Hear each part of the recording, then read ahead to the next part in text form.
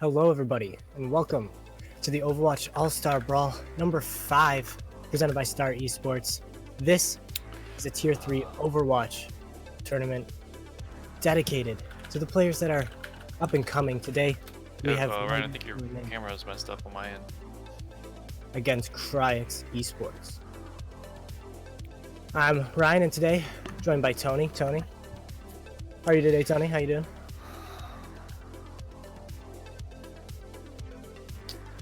Where is that? Pinned message. There it is. Tony? Well, I'm doing great. We've seen both these teams actually go against each other before. They played earlier in the tournament, and Kryix actually got the advantage here. And because of that, No Use actually went down to the loser bracket, where they've had a little bit of a run for themselves lately. And now Kryix is back, Tony. What do you think about that? Yeah, so Kryix is back and looking to show him that first match was indeed not a fluke. So with that in mind, I don't know exactly what Star Esports would plan here to try and make some adjustments, because they definitely need to. Obviously, it's because they're using the same roster and everything, so nothing is changed outside what they can change since the last time they played. So it's definitely going to be something to look out for. So I don't know what they'll bring exactly, but it should be exciting. Yeah, absolutely. And if you guys at home find this game exciting at all, make sure you hit that follow button. Subscribe to us if you're feeling generous. Follow us on YouTube as well.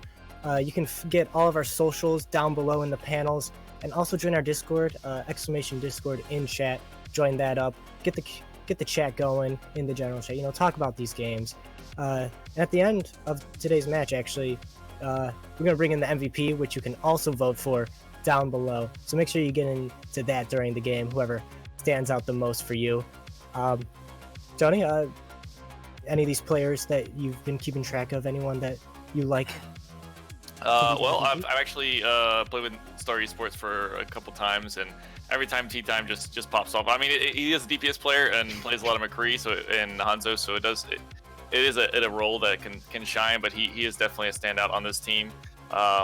So he's somebody I'm definitely looking out for. And Micro is a character, I guess he plays a lot of characters that basically you just don't want to die on as a support. So I haven't remember calling his name when I play with them, or rather when I'm watching them. So those are my two on No Use for name. However, on the Kryix, I don't exactly know who you're looking out for. Yeah, I mean, on Kryix, they've been piggybacking off the play of Ryan Amazing on the Mei and OP on that Diva, which are two very strong characters right now. So I'm excited to see how these guys continue their play. Fell off a little bit in their last game because, sometimes you lose games, and that's just what happens. But they've been playing exceptionally well on those characters, and obviously they have the hero pool as well, so we could see them going anywhere today. It's also important to look at the supports on Kryix Esports here. Demented and Wolf, they got to keep your team up. We've seen a lot lately. Supports are the main reason why these plays are happening. You gotta heal your teammates if you want them to pop off on DPS and tank. So the support's getting good angles is really important. Yeah, for sure. And one thing of note is with Star Esports, they do have Greg and Huxel, which are newer additions to the team. So that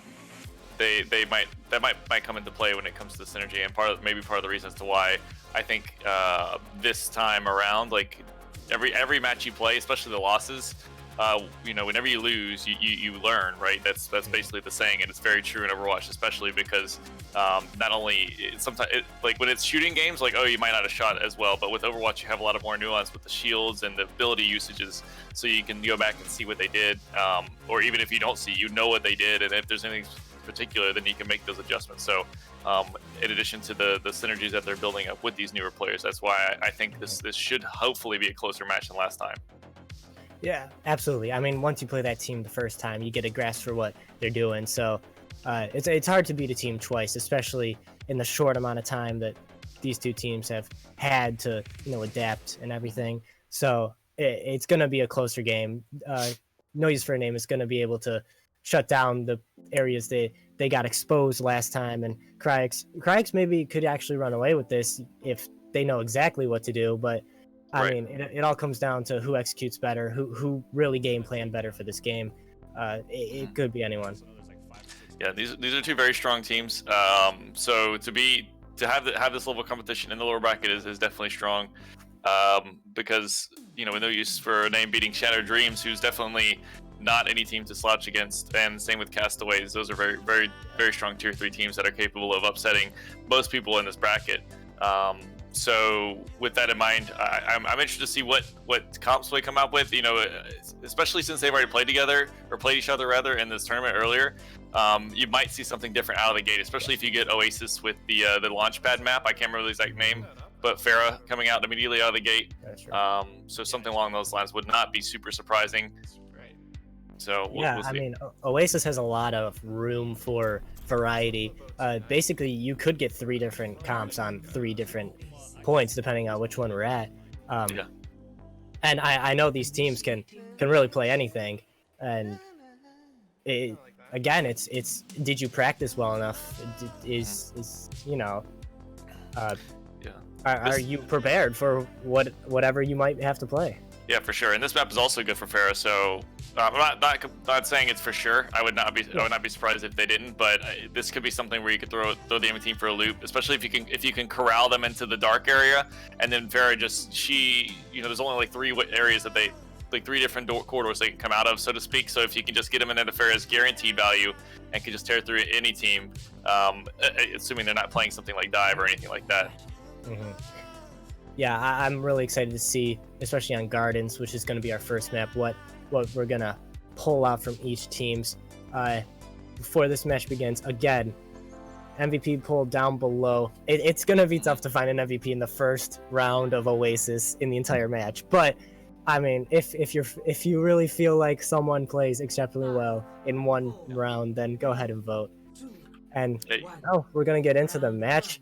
No Use for a Name versus Kryix Esports. Definitely worth noting that Star Esports coming out on the dive, so this will be very interesting to see how this works for them, if they can throw Kryix Esports for a loop here. Yeah, taking the high ground quick are Kryix, however.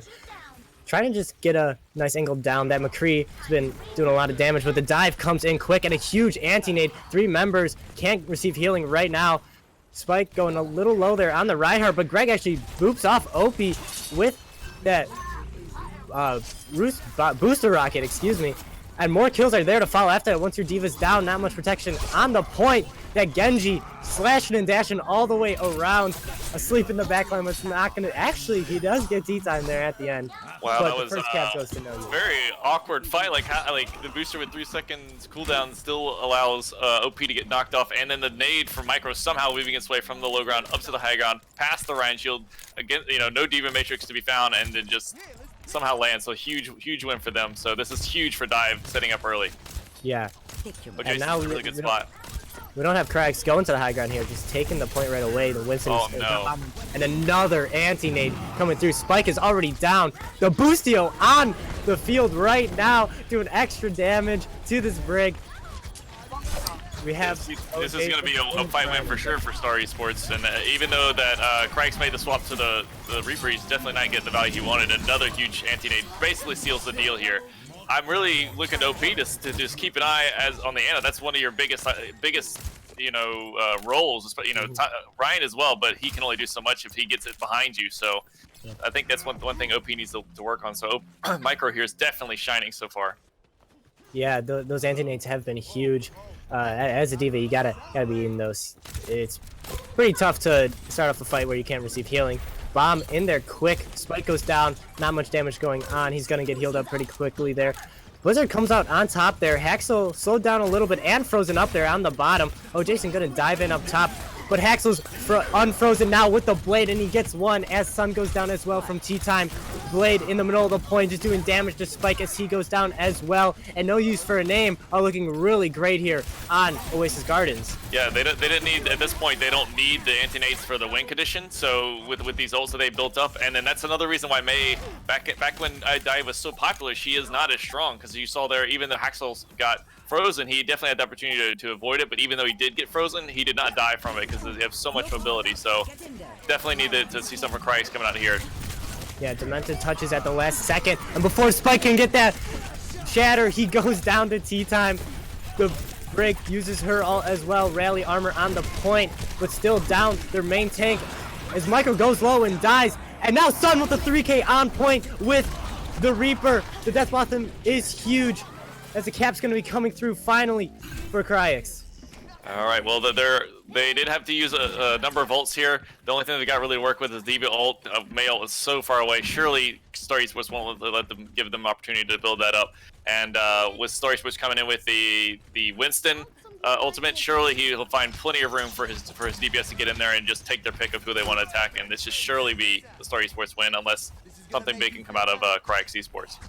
Yeah, looking for some clutch plays here from Kryix. Dive coming in here, Winston right on top, onto that Brig. Gets booped off, but he's back. Tea time, actually, his Pulse Bomb gets eaten by OP. That's a huge one out of the fight. And now it's just a brawl as well. Jason goes down, burns all the way through that Primal Rage HP. Axel gets the kill onto Wolf, but Tea time as well goes down. So that's another member down from No Use for a Name. Fight in the backline here, as Micro can't stay alive. Haxel as well on the point goes down, and a good hold there from Kryix. Wow, very, very well played for Kryix to just hold the line and not get separated. So really, I was surprised Jason wasn't able to knock them around more, maybe boot somebody off or anything like that. But as it stands, he does get burst down through his, effectively 1500 HP when if he ults, near zero or whatever. So but the good news for Story Sports is coming in with the the Blade. Nano's far off, but they decide they're not going to wait for it. They look like they're just going to go in with the Blade alone. Yeah, Haxel looking for an opening to use that Blade. This high ground being contested well. Can't do much when that Mei's freezing you up. The wall comes out. Jason a little in trouble there, but he gets that barrier. Spike goes low as well and taken out. Now the Blade's going to come out on top here with the Nano. Wolf taken down, and this could be it for Kryix as 2 kills are now down. No Use for a Name looking for another opportunity as Haxel's still going crazy with that Dragon Blade. OP gets demaxed, and this might be it. We have Spike back here on the ball. It's probably not going to be enough, as it's just stalling the ultimate demise for Kryix. Spike's just trying to stay alive, but he finally goes down. Overtime does get activated. It's just Amazing back on this Tracer. Can't really find much. The flip finally comes over for No Use for a Name. Kryix building up the barrier. If Lucia can make it back, they can possibly hold this.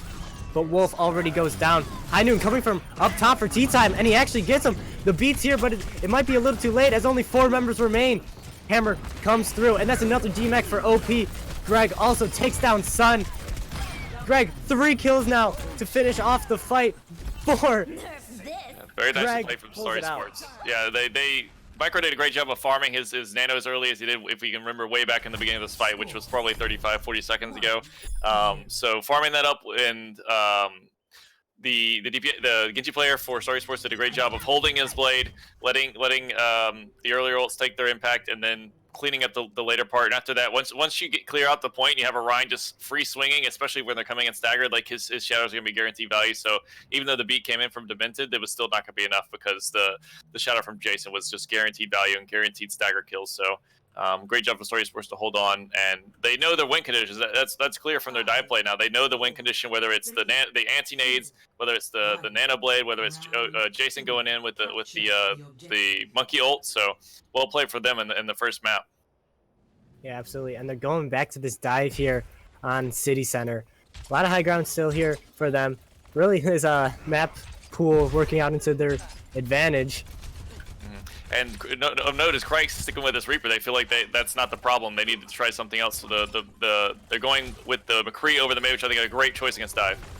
Yeah, absolutely. And he gets that flash quick onto Jason, but Jess jumps out right away. But Amazing already a headshot onto tea time. And that's part of your dive already down. Jason's going to go down as well. And Kryix has a good answer here on the first attempt on Oasis City Center. There's No Use for a Name going to be falling back a little bit here as Hax is gonna probably get finished up here on the point. You see the immediate change that Vs.Kryix has to the battle as opposed to Mei. Well, while Mei is definitely really good to be able to one-shot Tracer, just the threat of the flashbang insta-kill on pretty much anybody from Star Esports outside of tank is just so good for Vs.Kryix, and they have to keep lining him and play they can't play as aggressively as they would like, and he just takes apart the T-time on the Tracer really easily. So I do think if maybe after they do a cycle of ults, if Star Esports doesn't have more success, they should probably consider swapping off the dive. Yeah, absolutely. They're working towards that Nano Blade right now, just about 40% off for each of the members for that one. And Demented's still pretty far off from his beat, so that could be a huge win condition here as we see No Use for a Name getting on the point here, draw a little bit of pressure down from that high ground. Yeah, with the high noon though, with plus Cole, this should surely be a fight win for Kryix outside a big play from Star Esports. Yeah, but Jason going in on Wolf in the backline, goes low, but the Coalescence comes out and keeps everyone up and also burns down Jason during all that as OP takes him down. Wolf getting the kill into Hexel as well. The worst part about this is these fights seem to be taking a little bit for Star Esports to get set up where they want to, and then even though I was puzzled about the fact that Rymazing gave up the top high ground, it looks like it all worked out for the best with Cole just being able to just obliterate anybody in close quarters as it does. So this is where Star Esports needs to take their chance with Nano Blade plus Pulse Bomb plus Monkey Ult. Hopefully they don't need to use all of them unless Kryix can farm up their barrier. So this will be the turning point for the rest of this map.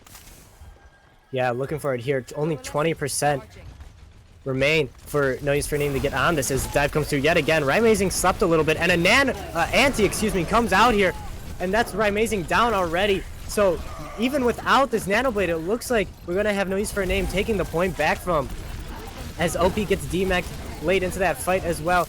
It's gonna get 99% here for Kryix, but as Sun, Wolf, and OP all go down in a row like that, and they only use Monkey Ult to make that happen. Micro is a master of physics, man. To be able to get that from the low ground and hit it where it did, and to affect that many people is just huge. So 5 ults, surely they can only, maybe Nano Blade alone should be able to do it, and then use the Diva Bomb only as necessary defensively. On the other side, Kryix looking to get value maybe off the Diva Bomb to try and negate any dive. Otherwise, the beat's gonna come in and hopefully win this fight for him. Yeah, a lot of ults online for Kryix as well. So this should be a pretty ult-intensive fight. 5 for both teams as they're taking this right side by that Mega Health Pack. And here comes the Blade with the Nano. Beats come out and the Death Blossom as well, so Haxel can't really get in there. The Shatter comes out and takes down 2, T-Time and OP. OP goes down, T-Time and Haxel go down. Both DPS out of the fight. That Nano Blade didn't do much because of that beat. And now it looks like Kryix are going to be taking this back and going to a map 3 here on Oasis. I think that was a big misplay from Star Esports to engage where they did. They engaged outside a line of Micro, and then they engaged into, once they heard the beat and they heard the Coalescence go off, they should have immediately just abandoned it. And I thought they were doing a good job of that. Hexel came out, but then he still was in range of the Coalescence, and at that point when everything's getting hectic, like the brawl comp is going to win. The dive is not going to win. You need to go in and get a clean kill, get out, or in this case, get out the ults that they did. But whenever everything's going insane like it was there near the end when they started to lose that fight, it's really hard for the Ana because she has to heal like a Tracer and a Genji, and so he has to hit every single shot to get the value as opposed to a coalescing Mora. It's just guaranteed value and damage. So that's kind of why that went south. I just think that the area that they engaged was not the ideal one. They need to engage in line of sight of the Ana better. Yeah, it was very close quarters there, and you had Sun actually use his Death Blossom as well. So just not a lot of opportunity there to get in there, use that Nano Blade effectively. But now we have No Use going onto that Ryan Diva comp. University, very close quarters. Good for Reinhardt. Reinhardt's love this map. Just got to play around that little hole in the middle. We have Kryix going around this back way here. But Jason actually falls off into the hole. And that's going to be huge for Kryix. And they're immediately going to take Haxel down and push everyone off the point. Jason walled off from his healers as well. T-Time does get a pick there in the back line. Trying to pull this back as Spike goes down as well. But that's 2 picks for each team now. Micro frozen up and taken down. Rymazing gets anti, but it's not enough. T-Time still trying to do all the work he can. It's not going to be enough, however. It's just Greg and T-Time left on the point. Finally taken down is T-Time. Doing tons of work in that fight. but eventually Kryix are gonna take advantage here. So I think this has given us some good glimpse of the first match against them, where Star Esports has the player talent to battle and even sometimes overcome Kryix in inopportune moments, but just some of the times the decisions they're making are not ideal, where they need to speed out. As soon as that Ryan fell down, they need to speed out and then wait for him to come back and then regroup as 6. Instead, they just kind of take an inopportune fight, kind of at the essence of Kryix. But here we go with an ult advantage for Kryix. Yeah. Going into this fight, you were at a real disadvantage for Star Esports. Just looking to build up fights, but OP slept up top. See if they can make anything of this, but a boop comes through. Doesn't get anyone. Got 2 good movement abilities. Ray trying to work his way up here on the side. Finally gets up. He's going around the backside, but the shatter comes through on the point, back where the actual fight is happening as Demented goes down. Haxel as well. But Ryan Mazing's ult actually gets eaten as he tries to pull the fight back. The Blizzard not there for Kryix, and the flip's gonna be going over here to Star Esports. Oh wow, that was an awkward fight, but they pull it out. I'm just saying, like, sometimes they just win fights that didn't seem like they should. They just don't even need to lose here. Maybe he was enough of a distraction in the background to get value, but regardless, their ult usage there was actually really good. So their individual uses of ults, but like the overall team synergy of their ultimates could use some work. But here, at least once they have the point, it's so hard to take a point. This point particularly because it's so congested and small corridors with a Mei on the enemy team. So Kryix can really have the work cut out for him, especially with the beat will definitely help with that, but have a counter beat on the side of Star Esports here. Yeah, and you lost Ryan Mazing's Mei ult during all of that. It got literally 0 value because of the eat there from Greg. So it's hard to get into these points without that strong of an ability. Kryix just loves going around, it seems like. Yep. They've done this twice now. Yeah, really flip the script, maybe catch him off guard a little bit. The shatter comes through, it only gets Haxel, but that might be enough as he goes down. He comes through a little late. Haxel not saved by that one. Jason a little out of position here as he gets frozen up and antied on the point. And that's 2 picks now for Kryix. But T-Time responds with one onto Sun.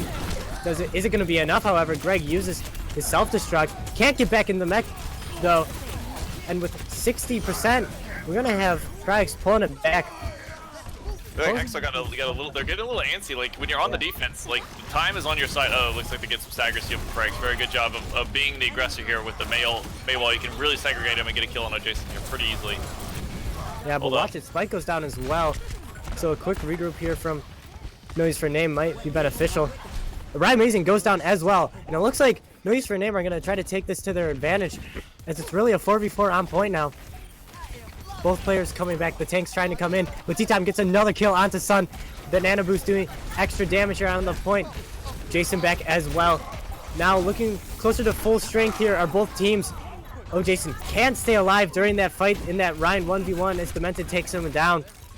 99 on the point in overtime. We have on the point here, Ramazing is going to use his ult as 2 players get frozen up. That's both the supports here from No Use for Name, and it looks like Kryix are in a great position. Sun uses his Death Blossom, but it's not enough as it gets eaten. But more and more damage is coming through. Only 0 members on the point here, and it's going to be Kryix taking the first round. It's getting a little crazy. Like Sun, we see a bunch of miscommunications where Ryan Mazing was out contesting Star Esports in the lobby area and just getting picked off, and then Star Esports coming in and Sun being really close, holding really close even though his team had fallen back and just get taken out super easy. It's definitely a good strategy, but just either they got to be on the same page. Yeah, absolutely. It seemed like No Use for a Name had a lot of opportunities there to pull it back, but they couldn't really keep it together long enough. We saw T-Time get a lot of kills there. Maybe more from Kryix being a little out of position, but they couldn't capitalize it at the end of the day, which is you can't have that happen. Once you get those picks, you gotta go on it. Yeah, didn't really see it come out. Yeah, for sure, capitalize on that. And the same token, I think the epitome of the miscommunications or not being on the same page is when the Mei from Star Esports went in when they were on the defense and Kryix was attacking. He ran out in front of his Rhine shield in order to try and get a Mei ult, but just got shattered and just eliminated. So that was what allowed Kryix to take that last point that ultimately ended Oasis in their favor. Yeah, absolutely. Again, miscommunication. But both teams still playing a very respectable game right now. You know, No Use for a Name looked really good on that first point and had great glimpses the rest of the points.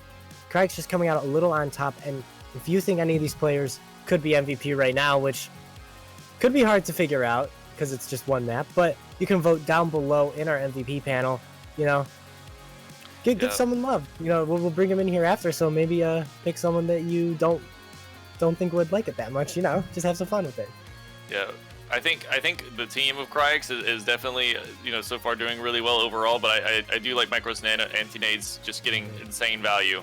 The fact that some of those fights they were losing, even though those huge nades came in, speaks to a little bit of their synergy. I think their dive is really strong. It's just whenever Kryix made the adjustments they needed to, especially when Sun swapped to that Reaper and started using his playing a little more defensively, especially when you saw him use his Reaper ult defensively. That's what's starting to turn the fight in their favor. So if we go on maps where No Use for a Name can use the dive, I think they have a really good shot, assuming they play it the way that we've seen them do it so far. Yeah, and actually they're going to be picking Rialto, which is a little interesting. Not really much of a divey map, but it could definitely come out here. If they're very, very comfortable on dive, I mean, they could definitely pull it out. Yeah, that or the Pharah is really strong. I think she's pretty much a staple on the first point, but maybe they're feeling something different. I just we'll just have to see what they want to do. I really think, especially once you get tea time on the Widow, though, I'd like to see him go. I think he can match basically any Widow in this tournament, tit for tat. Yeah, tea time's absolutely crazy on the hit scan. Seen a lot of him just clicking heads. And this first point in Rialto is also really good for Widow as well. You know, that Pharah Widow seems to be pretty popular here, so maybe that's why meta basically on this map. Yeah, exactly, and which is great. You know, map-based metas are absolutely exceptional in my opinion. Yeah, but on the defense though, you definitely want the Mei every single time. You can go without the Mei on offense. I feel like at least point one. So that's why this map can be interesting. At least in this meta, a deviation from what you usually see. But you can see all sorts of things. So I do want to see, because the problem is that you want Micro on that Ana, because his nades has just been on point, and just that alone can be a winning condition for your team. That's the go button if they hit the right targets, or even just the Ryan itself, and he's in a position where you can capitalize. So that's what I want to see, but then that limits, because you can't really go as much of a brawl sometimes, it seems like, if they're playing with the Mei, because obviously she's gonna have big problems with that. Yeah, I mean, I couldn't agree more. Micro has a lot of potential to just absolutely change the fight into their advantage. And we saw that on Oasis as well. Just huge antis caused Kryix to basically crumble under the pressure. So here on Rialto, if Micro can get some good angles, it could be game over for Kryix. That it seems like that's one of No Use for a Name's big win conditions. Yeah, the problem is that it's a lot harder, obviously, when you're on level ground to do it, as opposed to getting the high ground. So obviously that favors being on defense with Ana as opposed to the offense. So if he can somehow get up to this high ground, work his way up to the high areas without being destroyed immediately by the enemy diva, then that's gonna be a big advantage for Story Sports coming in. But we'll just see how they decide to play. If they play too fast, then obviously it's not an option. Yeah. And no Pharah coming out here. No, really moving away from that kind of play style, as we have the McCree and Mei out as well. Both divas battling up here on the high ground, but McCree doing a lot of damage here. As you can see how good he is right now in this style of Overrush that we're getting. Yeah, he works really well with the mid-range battles that are so prevalent against Mei. So yeah, definitely the value is there for almost always picking McCree. Yeah, up on the high ground now, here are No Use for a Name. Looking just for any kind of way in, and Rymazing gets headshot by Tea Time, and that's exactly the great use for the McCree with that flashbang, just being twice in the head. And now it's going to be No Use for a Name really just pushing here with ease, and Kryix aren't really in a good position here to group up with their Mei and get it all together. Yeah, great. Oh man, the anti-nade's going to seal the deal with the diva getting in. This is going to be fight over. great rotations by Story Sports. They're looking like they're getting it together, and it's just so awkward for Kryix to be able to fight these, and it's just they're just be mopping it up here. Yeah, we have Wolf trying to bring this one back with the Coalescence, see if they can find anything as Jason actually goes down here. T-Time doing as best as he can here as Sun goes down on that McCree. Shatter in the backline gets 3 down. That's T-Time and Raid. T-Time being kept up by his Ana. Micro doing a great job, but still back at the point. Hexel goes down on that Mei, and Kryix managed to turn this one around. I really didn't think it was going to happen. Yeah, it's definitely surprising. That's a big bonus for having a Mortis, that she gets back to the point so easily, and with that immediate benefit of having the Coalescence come in to just push her team, steamroll the enemy team, you know, that's trying to contest the point and capture that first point. Very well played for them. And just the problem is though is that Star Esports is coming back with 4 really big ults here, so Kryix is going to have their work cut out for him, even though they do have a number of those to their benefit. Yeah, T-Time with the high noon, trying to zone a little bit, but OP caught a little out there and demeched in the backline. He's going to use that self-destruct, get back in his mech, but they know where he is, and it looks like Millions for Name are going to try to aggress here as the Maywall comes up, 3 blocked off, with the Blizzard on the point here with the sound barrier responding from Raid. But coming into the point, there's still no kills, and sound barrier also goes down. Jason can't get anything with his Earth Shatter as he dies quickly there. 2 more members are down. Axel can't stay alive, and it's going to be Millions for a Name on the back foot yet again. Yeah, I think one of the big thing that works in Kryix's favor there was just they hit the trigger first, and they mailed to first, and they got in position first. In addition, I think the Moira was doing a really good job of, she could just, in that chaos is where she thrives. Afterwards, once you start healing, it's going to be the Ana that's going to shine. But with T-Time coming in on his high noon, maybe they can make some space here and take this first point. Yeah, looking for an angle. Can't find anything just yet, but he does get Right Amazing. And with that Mei out, it's not looking good for Kryix. The Coalescence going to have to come through to keep the rest of the team alive. T-Time looking for an angle. High Noon going to come up, but 3 are shattered down behind that wall. He finds Michael in the backline with that High Noon. A great angle there. And it's going to be another reset here for No Use for a Name, and only 30 seconds remaining. It's not looking good. Oh, that feels so bad, man. That was for sure their fight win. It's just Spike had a huge. It was such a weird time to shatter, which is definitely why it caught him off guard. And after that, after you lose your Ana, it's pretty much fight lost there. So really good job from Spike. Yeah, 10 seconds remaining, and caught out again is Jason. He dies early in this fight. In the backline, we have Raid on the payload, looking to take it all the way, but he's not going to. We have the Nano go on to Greg as he gets 2 kills with that, doing that extra damage. But in the backline, everyone else is dying as T-Time and Micro go down. It's just Greg and Raid on the point. The beat a little late there to save Raid, and the Blizzard on the point. Greg's going to get back into his mech with the self-destruct, taking out Right Amazing as well. Still a fighting chance here for Noise for a Name as both balls are back on the point. We have Wolf with the Coalescence doing extra healing and damage, and that's going to take those 2 members of Greg and Raid out. The ball soon to follow, and it's just a stagger. It's just hopeless for No Use for a Name as they're all taken out. Still contesting his Haxel, but it's not going to last long. Or is it, as he gets the recall? 3 people shooting him down, 4 now to join, and finally No Use for a Name. After we've seen these first 2 maps, I don't want to call any fight over until it's actually over. Yeah, absolutely. The individual heroics from Star Esports has been really good. Haxel there making a heroic effort, taking out 2, almost getting a 3rd, and they're just stalling the point for as long as it did. And even before that, Greg, you know, albeit with a nano from Micro, really good decision to nano the Diva, just boosting right in, taking 2 with them, and just lasting another 10 seconds, even staying on the cart through that Mei ultimate.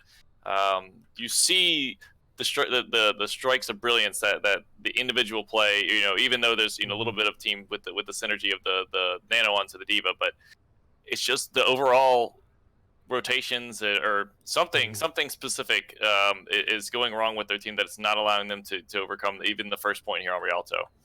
Yeah, it seems like No Use for Name are playing exceptionally well, but just something about Kryix is playing even better. They're just on it, you know? Like, sometimes that's all it is. They're getting the kills when you need them. They're making the plays think each fight is a little bit different point that Star Esports is failing and or Kryix Esports is prevailing or doing a little bit better. So it's like hard. I haven't seen one particular thing. It's just minute things like maybe a wall placement or an engagement time. Like I said in the earlier one where Haxel was a little bit later than Rising and throwing out the May ult. I think that was a big decider in that fight.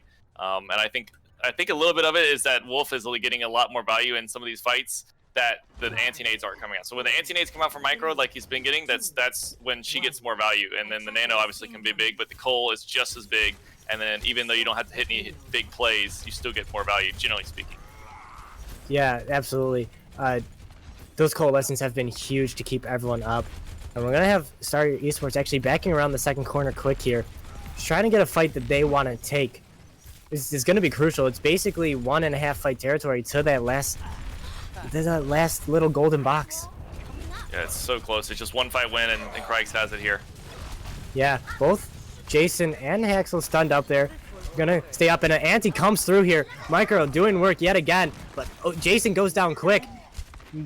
See if Kryix can pull advantage here, but Spike gets frozen on the card and taken down by T-Time. Yeah, this has kind of devolved into just a lot of different brawls. Fortunately for Star Esports, still come out on top. So there we go. See, the anti-nades are netting Star Esports kills every single time, but it's not going to always happen with you having to weave through a Ryan shield and a Diva Matrix. I would like to see Micro get up on the high ground. There's not a Widow that can really just one-shot him. Yeah, it can be a little annoying if May right-clicks you, but I want to see him get up here on the high ground. But with that said, the Nano, they should be able to just Ryan swing and just open this up here. Yeah.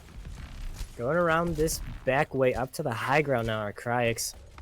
They really like going the back way. They do. They just throws them off, I guess, or something. But Star Esports looks like they're doing exactly what they need to do. As long as they don't get funneled in there against the Maywall. Maywall can be really effective here, where Star Esports is. Yeah, Star Esports is more than happy with this. As T-Time's gonna pull out his Deadeye, find anyone, can't. The Blizzard's gonna be in there, a long throw there. As Spike and Rising are caught inside of it. Coalescent's gonna come out to keep that Reinhardt up. But Haxel's actually gonna get caught off and taken down as Spike does that. Oh, Jason can't stay alive either with that Nano.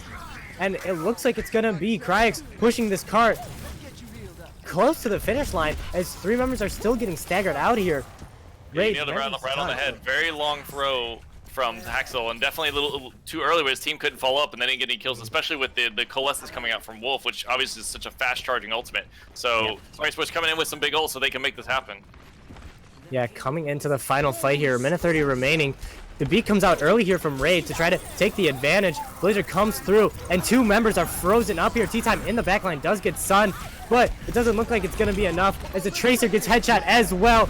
Beat comes out, and that's going to be Kryix just taking out the final diva here of Greg. Kryix are going to take this matchup 2-0 here after Rialto. Yeah, I think Axel he threw it really far. Team couldn't follow up, and then he got isolated, and it was the first one to be picked off in that fight that ultimately won Kryix the map. So that was kind of a mistake there. But overall, I think the big thing is that the anti-nades are so much harder to get here, and that's why you see that it seems to be so much more difficult for Star Esports to be able to get these instant win fights that they've had in the previous map of Oasis. Yeah, it really feels like that they're banking off of Micro hitting those anti-nades, and that's not really the best way to play because you got a huge win condition, but it's really easy to counter, especially if your diva is doing everything they can to eat those up as they're coming through. Yeah, and a Maywall can easily just okay, we want purple, let's throw up the Maywall, let's relax. Yeah. It's a shorter, it's like 5 seconds after he puts the wall down as opposed to like a 12-second nade cooldown. So you'll take that every single time. I think Mora is probably preferable on the offense and maybe Anna on the defense. It just depends. And even then, it's not a guarantee. But with that in mind, Kryix is looking very strong. It looks like this second map was even, they're downloading Star Esports as we speak. So they have their work cut out for them. Star Esports does, at least, to try and bring this back. Yeah, they get another map pick here. So maybe go back towards that brawly style if they can find a map like that. But it really comes down to if they can stay together, keep their communication working. It just seems like a few times that there's been questionable plays on the side for No Use for Name that haven't really seemed all that, you know, agreed on in the comms. Haxel there with his May ult, just throwing it across the map. It didn't get eaten, but there wasn't much follow-up. It didn't get any kills, yeah. So you need at least to get one kill off of it. And also, like, same thing when you're on the defense. Like, the enemy, they've already, like, they weren't flanking. Kryix weren't flanking. They were just, you know, you basically just swap sides, and so you'll just take that all day. You know, you've got the same amount of pick potential. You're basically, you know, you're playing a mirror outside the supports, which doesn't add to your pick value. You know, maybe Anna does a little bit. So in that sense, Story Sports has more long range damage. So if you can keep Kryix at a distance on defense, there's no reason for you to make any moves. You just watch unless you see them trying to flank. Otherwise, you take that every day. So the onus was on Kryix, but they'll take that every time when you come in, you run at them when they're playing Amora, which is a much better defensive oriented character to survive something like that. So it seems like those adjustments. Yeah, go ahead. It seems like Kryix are just playing the game that they want to play right now. You know, right. No Use for Name is coming at them, and Kryix are just like, okay, that's fine by me. We'll deal with it. So it's going to be interesting to see if No Use for Name can, you know, start actually deciding what they want to do, other than really forcing stuff that they don't want to do. I feel like that's the best way to do it. They're forcing themselves into situations that aren't the best. And if you feel like any of these players are MVP caliber, probably right now I'm gonna be looking for someone more on Kryix's side, because, you know, up 2-0, but could see a comeback coming out here. Make sure you vote. Twitch chat, you vote right now down below. Vote for who you want. MVP play. Yeah, we'll talk to him later. Yeah, I think Greg's been doing really well. When he's going aggressive, it's like it's when you need to be, like, maybe you're down and it's like last ditch effort to try and get some kills, the fight's devolving or something like that. And his dives have been really effective, especially when that nano. I really think the nano on the D.Va is something you'll probably see happening more in this meta. Because she already does a lot of damage. Like, she doesn't do quite as much AoE as Ryan, of course, or anything like that. But if you get a nano D.Va on top of any support, whether even Amora, assuming she doesn't have fade, which, you know, the booster is only 3 seconds, so she can keep up with Amora easily. She can just destroy a backline alone. And if she doesn't, then she requires a huge response unless she gets slept. That's the only thing that can really counter her, if she gets slept. Yep. Yeah, there's a lot to do on the side of No Use for Name. Greg playing a great game right now, as well as Tea Time. So, I mean, a lot of players for No Use for Name. Honestly, just they're all very great players. Just as a team, not getting it done. Any of them could be MVP if they pull this one back as well. But on the side of Kryix, I'm really feeling right now that OP has been doing a great job. That D.Va is so important. Really shuts down a lot of angles. Been a little out of position a few times, but it's no problem there for me. Yeah. As you know, Kryix are really using that D.Va play, that high mobility to their advantage. Yeah, I really want to see. Well, the thing is, you have to be with Eichenwald coming up. I don't know the comfort level of Star Esports with the Pharaoh. I really think the Pharaoh would be just what they need to mix things up against what Kryix has been playing. So that's what I want to see. But on the defense, it might not be as good of an option.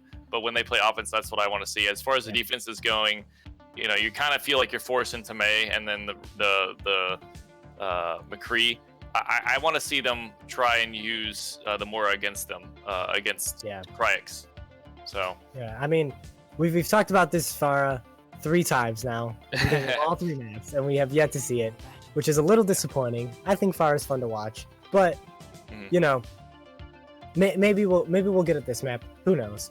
Yeah, it'd be exciting, and maybe that's exactly what No Use for Name needs, just to switch it up. You know. Yeah, with No Use for Kryix. Yeah, Kryix doesn't need to pull out the Pharaoh. They're more than happy of sticking what's been working for them. So I'm more looking at Story Sports on offense. I want to see it. They're sticking with the Anna here, which, you know, on defense, I guess it can work. on offense, yeah, come out with the Mora, but as long as they can get him up high ground and they play in the line of sight of micro. The problem is though that when you get Maywalled, so they just need to be aware of that, which can kind of force micro to use his nades more defensively. So here we see the Pharah. It's finally out, the promised Pharah. I'm sorry, chat, that we kept you waiting this long, but Haxel is on the Pharah with that Mercy Pocket, and we see Jason on the Orisa as well, and T-Time on the Hanzo. Just a complete switch up of the team composition here from No Use for a Name. Just awesome. Maybe playing to what they want, just what they want, you know? Yeah, T-Time is a very strong Hanzo, so I'm really excited to see it. I don't know how comfortable he is after the nerfs. Hopefully he's gotten time to practice here, so we'll see it coming through. Yeah, Jason on that Orisa is also an interesting pick. Haven't seen much Orisa as of late since she got nerfed as well. But again, Kryix flank maneuver. Yep, back on that high ground. The battleground has been swapped. The attackers are now the defenders. They just love doing that. The spike goes on to the point here as Sun takes on Haxel in the back line. Sun's McCree absolutely dangerous. Jason alone on the point as Raid taken out as well. So that Pharmacy, even though we were hyping it up for as long as we were, didn't really work out all that well. That might be a sense of why we haven't seen it. They knew exactly where they were coming, but even still, it kind of like seemed like they caught off guard. I mean, the McCree hit one shot, and then all you need is the D.Va to just come in and just finish the Pharah, and then at that point, she just camped the body and then took down the Mercy. So, yeah, they swapped off real quick, which is definitely, you know, the right move here. Yeah, a little bit unlucky. I'm sorry, Twitch chat, for getting your hopes up, but it's still good to see it come out, and Raid actually goes over to the Batiste to add more healing. Interesting pick on the Reaper for Amazing. Maybe trying to get more close quarters here, but... Well, definitely. I mean, their rotations have been a point for that, but he's on the cart, so this is awkward. Yeah, actually, maybe going for this drop down, as both tanks drop down and Amazing is just there waiting for them on that cart. Now the Coalescence is going to come out and force the players of No Use for a Name back. Raid's Immortality Field already out. In the backline, we do have Sun with that High Noon as he takes down a Raid, and more members are going down from No Use for a Name. And just not looking good as Jason has the Nano, but still only 3 members as he goes down. Not looking good here for No Use for a Name. Yeah, it's just like the rotations from Kryix are just, they were going into the castle, Star Esports reacted, jumped off the high ground, and then Kryix said, all right, we're coming back right out, you know, right up in your face, and then Coalescence right through him. Reaper got in a great position, started doing the damage he needed, and just at that point, they were already in a place where they could capitalize, so Star Esports is going to need to use this Dragon really well. Yeah, Dragon comes straight into the middle. Nice. As Spikes gets taken down, a lot of damage from that Dragon as well. Haxel finishing him off, however. T-Time with the headshot. This Hanzo gets 2 kills now. I'm telling you, the man is a killer Hanzo. I've seen it. Yeah. I've played with him, and it's the game changes. Like, it's so much easier when he's on the Hanzo, it seems like. So he can just pop off and take 3 of them.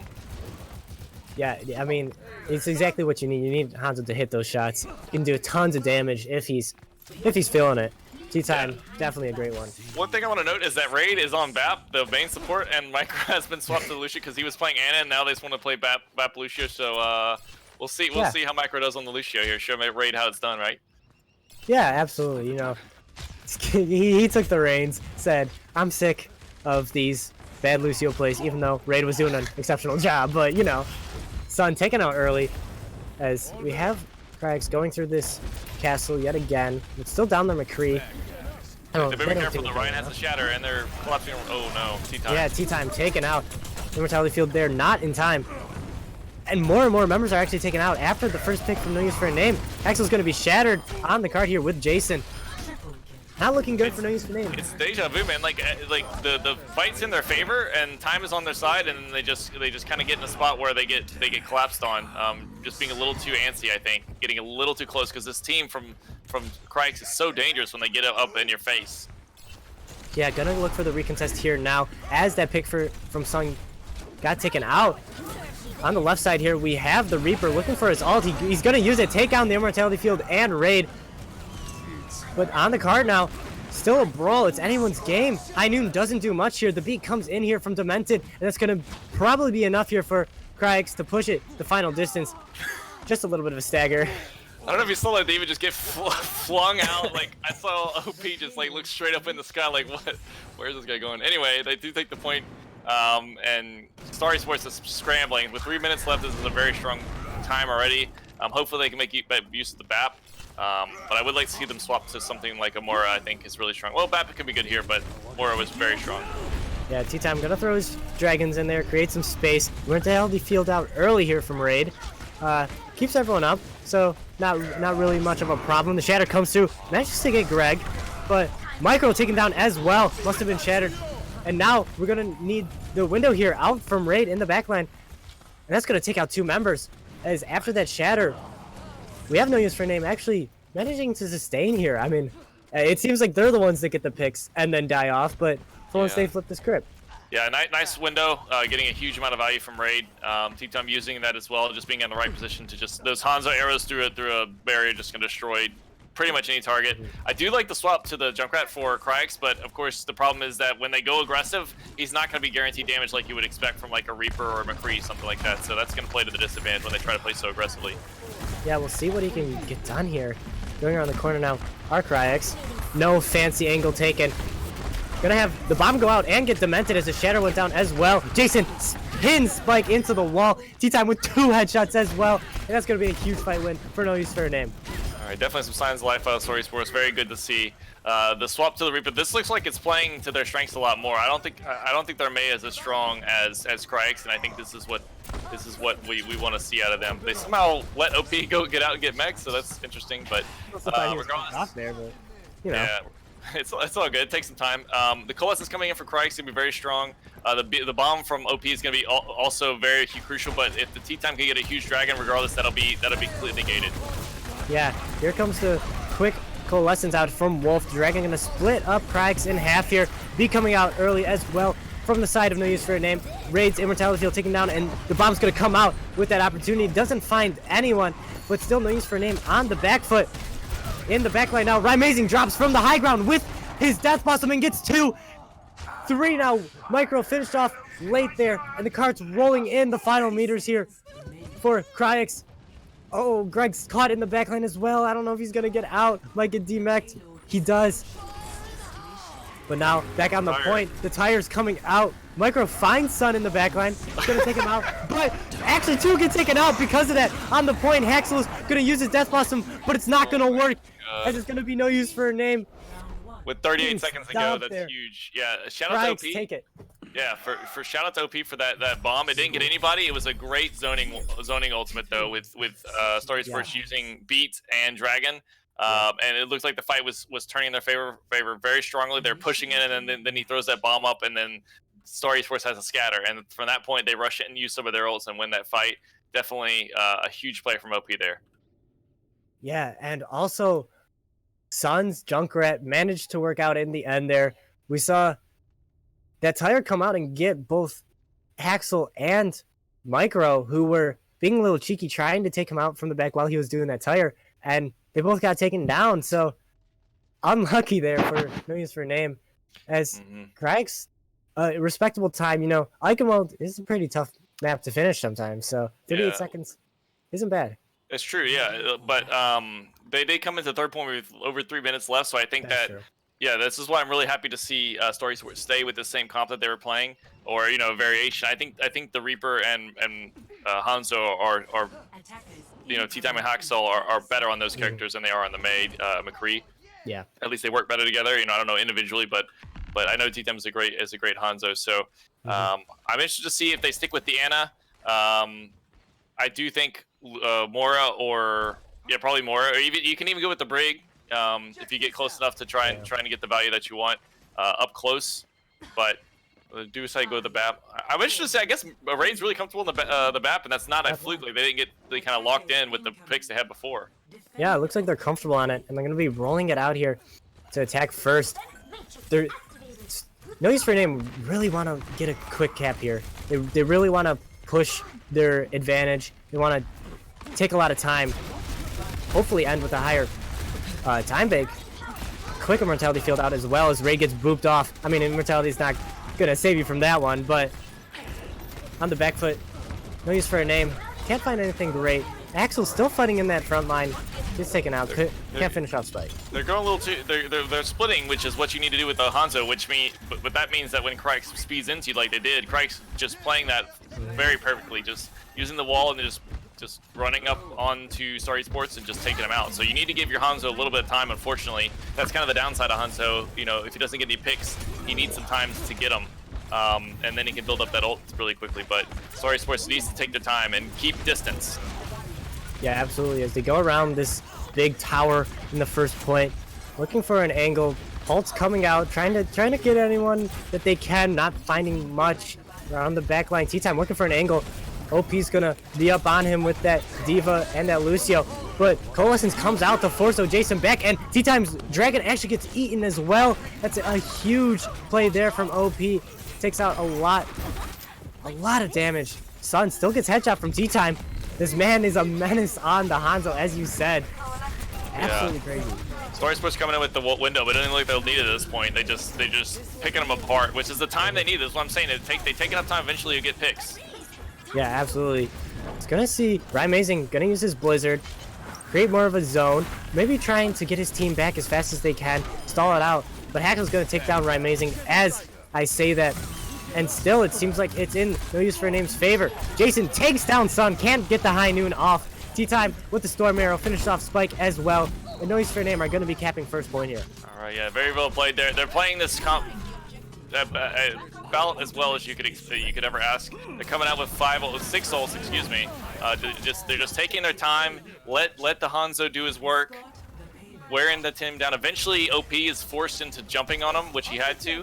Otherwise, he's just gonna take you out. And at that point, you can jump on the Diva herself, or you know, just play off the picks that he's gonna get. So they're playing this comp very well. It's just gonna be a lot more difficult with Kryix having the high ground here.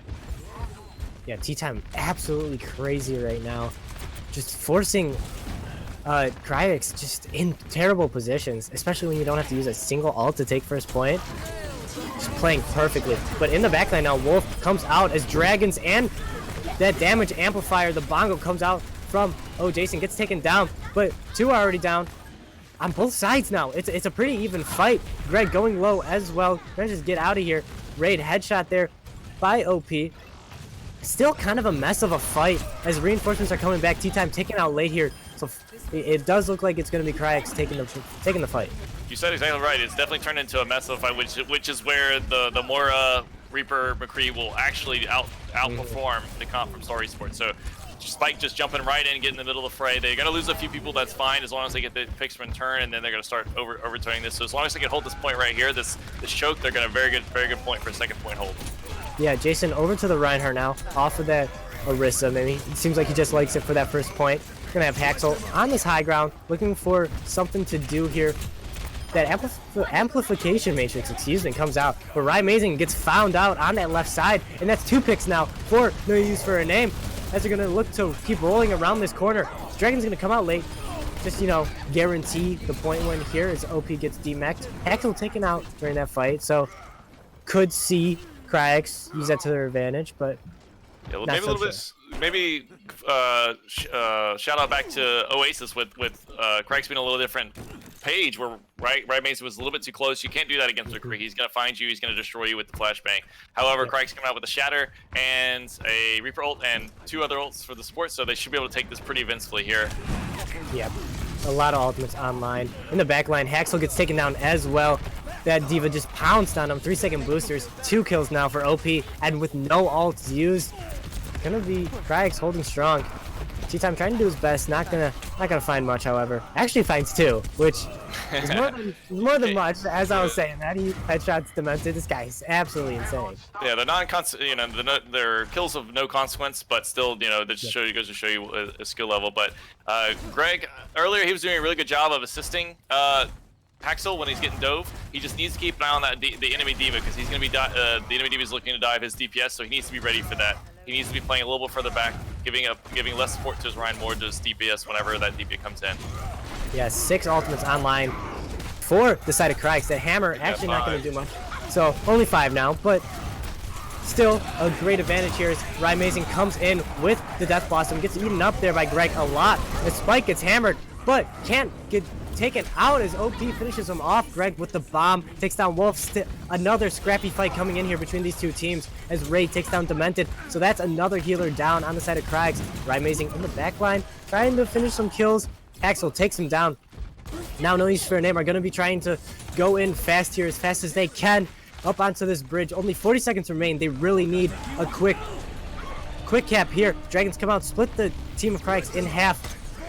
Window in the back line. Demented uses his beat, but it's not in time. Amazing actually gets taken out. Bomb in the back line coming through. Can everyone hide from it? And they do. Here comes Haxel with his high noon, looking to find anyone out of position. Finds Spike as Sun goes down as well. Another boop. No Use for Name are looking for this, but Demented does answer with a boop. Only 3 members remain, however. It looks like it's going to be the end for Kryix on the second point. No Use for Name are going to be pushing all the way through, as long as they can get rid of this pesky Lucio, and it does. T-Time finishing that one off, no surprise. But the comms are getting really frenetic at this point. Yep. So the Vs.Kryix here has been crucial for clearing out these bridges, but here I would not be surprised to see a more close range battle taken into place. Again, the Kryix is favoring this Junkrat, which is very strong. I would like to see Star Esports do it when they get a chance, maybe a Hanzo Junkrat here. But as it stands, there's not really many ults coming out outside the Shatter for Star Esports. Yeah, this is do or die time for Star Esports, as he gets the Shatter there, not doing much. Wolf gets taken down, but not killed, as Jason with the pin. Immortality Field comes down as well. Jason still alive there. The D-Mech comes through as well. Good fight there from No Use for Name, as they're looking to take it all the way. Yeah, super clean. And then with the window coming up here, and the dragon, and the bomb, surely no way that Kryix can hold any longer. Yeah, it's looking really great here. Dragon's gonna come out early, trying to hold everyone back in that spawn as long as they can.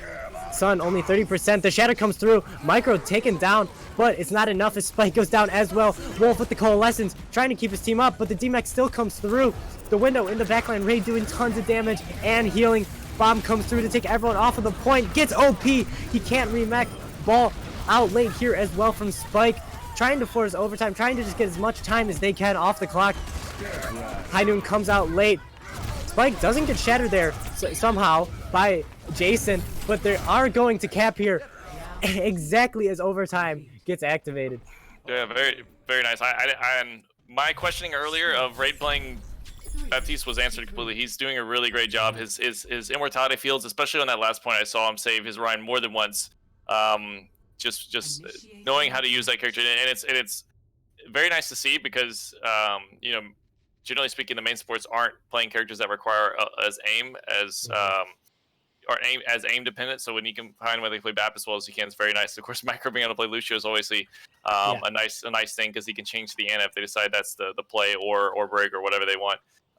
So their play overall has been improved. Their synergy looks to be a lot better this time, so they're definitely not rolling over, which is nice to see. But taking this first point was a big challenge for them. Doing it in a minute is going to be a tall order for them to fill. Yeah, absolutely. This is where boys become men in Overwatch. The final minute to capture Eichenwald. Can't really afford a draw right here if you're Star Esports. They need to be perfect here on this first point. And they're going to be going up against a strong defense in Kryix.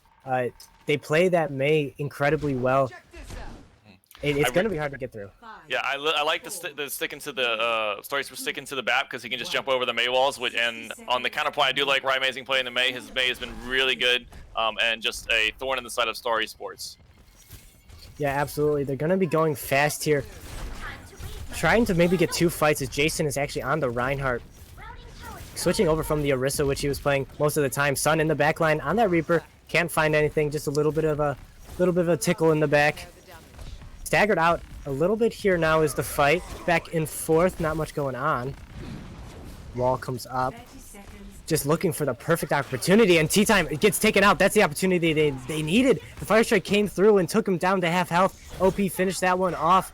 Now only 20 seconds remain, and No Use for a Name are looking for answers as Greg gets demeched. Jason as well goes down. Coalescence comes out. It's going to be a quick reset here for Star Esports. Only 9 seconds remaining.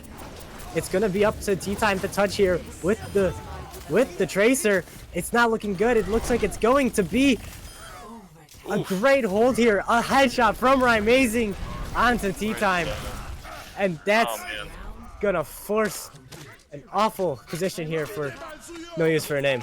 Yeah, the OP, he's just deadly, dude. He's flanking at the perfect time, just waiting. I'm sure he heard that. Yeah, like you said, the McCree took a fire strike, at that point it's easy pickings for a D.Va. You'd have to have somebody from Story Sports be super on top of it and completely ready. They didn't hear him flanking to the right, which is not surprising considering there's just so much happening. That's the problem with Overwatch sometimes, is that when the fight's congested, it's very hard to hear flankers. So that just great play from him easily, and obviously once you get in there with it being such a close range fight, so to speak, not right on top of each other melee range, but the McCree range that they play at so often nowadays, it's so easy for him to get out, especially with the 3-second booster. So he's definitely my MVP, especially at least for this map. Yeah, absolutely. Just also great team coordination there from Kryix, as that fire strike came through and a perfect comp there. They were right on top of it and they made the most of it.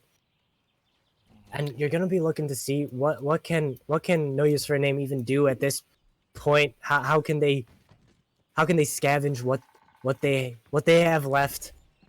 So I think the Brig pick is really strong. She's really good against Reaper, because if he tries to flank you, just bash and knock him away, or bash and then allow your McCree or whoever to react.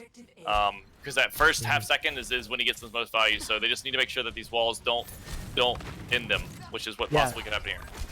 Big wall there, but not doing much as no one can get through. Spike going a little low here, stunned up, a little bit slowed from that Mei. Jason gets pinned into the wall and booped to death by Demented, and Sun takes down Haxel as well, and this is gonna be it for No Use for a Name. This is their final stand here on Eichenwald. It's just Greg left up top here to do it all by himself. Time's ticking away. 1 minute remains. Greg demeched finally. No reinforcements on the way, and that's gonna be Kryix taking map 3, Eichenwald. Yeah, I think that was kind of case in point of what's Kryix is doing well. Is right means he got 2 walls off. Both of them were very good. The second one netted the kill onto OJason.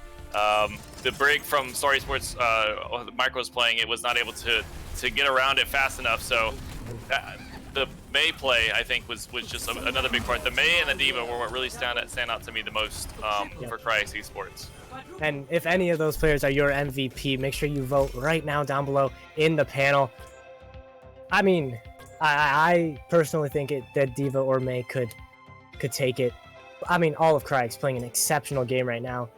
That's that 3-0. I mean, it's a team game. It's Overwatch. Everyone knows that. You can't really give it to one specific person on most occasions. Sometimes there's a deadlift going on, but just an incredible game there from Kryix. No Use for a Name looking very strong throughout the entire match. Just couldn't really get it together as much as they would have liked to. Right. Yeah, it just depends on what you place some overvalue on. I mean, those anti-nades from Micro going back to Oasis and even beyond were good, but it's just, I think Kryix adapted because he played Ana a lot later. It's just we didn't see those huge ones where it instantly catches your eye, and even as a spectator, okay, Story Sports should be engaging here, which they did in the earlier points, especially when they're playing that dive. Greg did a great job of diving, getting opening picks. He wasn't flanking as much, but when he was going straight in was when he needed to. Usually it was later in a fight. So it just depends on what part of the match or what aspect in particular you find most valuable as to your MVP. I think OP's flanks, and just he was always in a place, or quite often in a place where he was just a nuisance to Story Sports DPS. So I think that he's overall my MVP for this one. Yeah, I'm gonna have to agree with you there. D.Va's so strong right now, and a great D.Va play. It's always fun to watch. Kryix are gonna be moving on into even further into this bracket. They're so close to taking it all, close to that grand finals. They're gonna be playing in just a few days. They're gonna playing the winner of Astray and Shattered, which is coming up next. So make sure you stay for that one. Do you think Kryix have a shot to take this all the way back? I mean, if they with the way they play this comp with D.Va and Mei, and their swaps are very strong. So I do think definitely they have the tools. It's just we can't see what we saw earlier on with Oasis, especially where they were just all over the place at some point. So if they keep those down to a minimum, I definitely think they can stand a chance against the vast majority of teams here. Yeah, absolutely. And now we are actually joined by our MVP, which was obviously Wolf. Obviously. How you doing, Wolf? I'm doing great. How are you guys? Doing great. Congratulations on that win. A good 3-0 there to move you further into this tournament. You know, looking to take that grand finals. What is it going to take for you guys to take the entire tournament?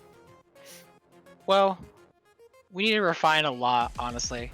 We have been practicing probably, I don't know, we're talking 20 hours a week as of now in scrim time. We're testing out different comps. We're preparing for roll queue, and we're just trying to get our synergy down.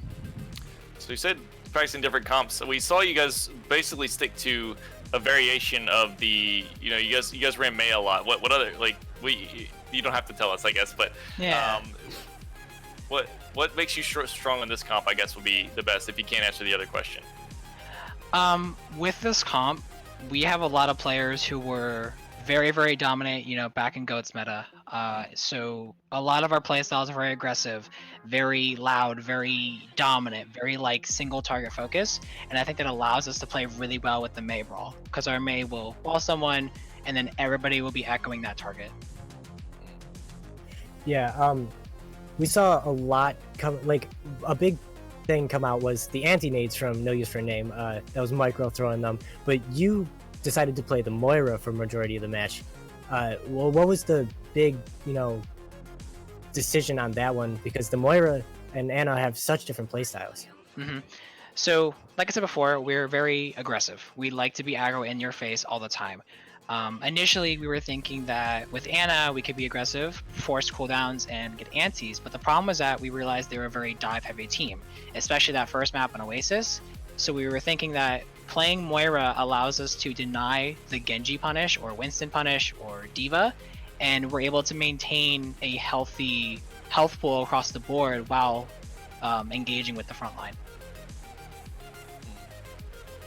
That's, I mean, I can definitely see where that came into effect. Your Moira was absolutely exceptional. Yeah, Thank you. So I think Oasis was by far and away the closest map. What do you think about Oasis? Gave you guys the hardest problems? We were not anticipating the Genji dive at all. There's not many teams that we see run Genji at the moment, but once we started understanding what their goal was with the Genji, we could counter it pretty easily. Yeah, you guys swapped to like I saw you swap to the Reaper, and then you guys played a lot more defensively.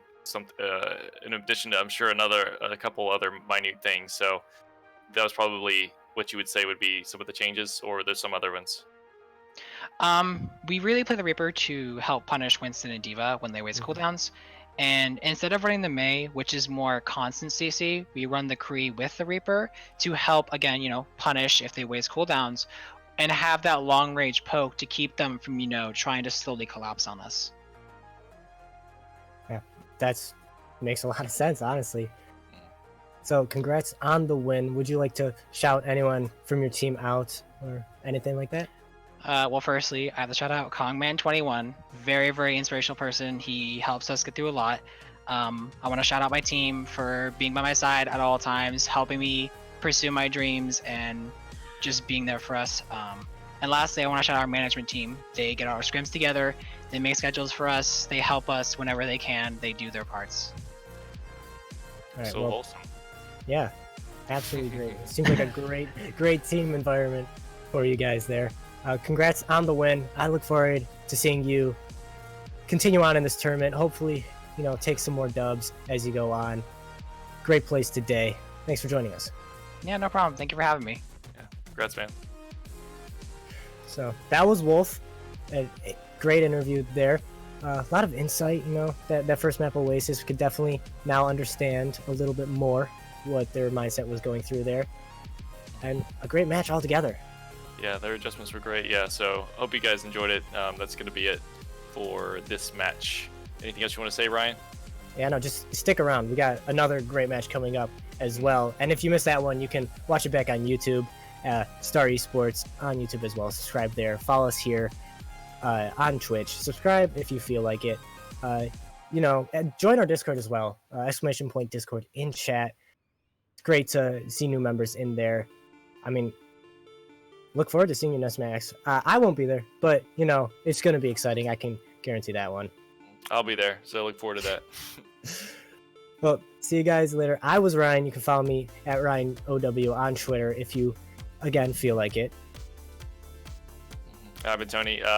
My Twitter is Mr._Tony31. I also have a Twitch, Tony Style. So if you don't catch me here, I do stream on there every once in a while.